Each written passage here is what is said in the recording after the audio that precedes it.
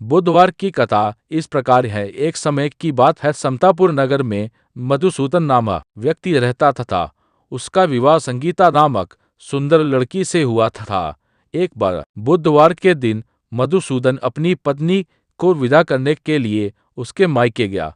उसके सास ससुर ने कहा कि बुधवार को बेटी को विदा नहीं किया जाता, क्योंकि यह अशुभ माना जाता है। लेकिन मधुसूदन ने उनकी बात नहीं मानी और विदा कर के वापस लौटने लगा। रास्ते में उसकी पत्नी को बहुत प्यास लगी। मधुसूदन पानी लेने गया। जब वह वापस आया तो उसने देखा कि उसकी पत्नी के पास उसकी ही शक्ल का एक और व्यक्ति बैठा था। यह देखकर वह भयभीत हो गया और महसूस किया कि उसने बुधवार का नियम तोड़ा है।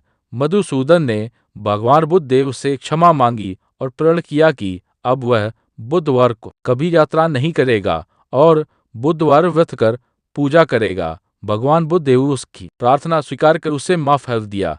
बाद में वह व्यक्ति गायब हो गया और मधुसूदन अपनी पत्नी के साथ घर लौट आया।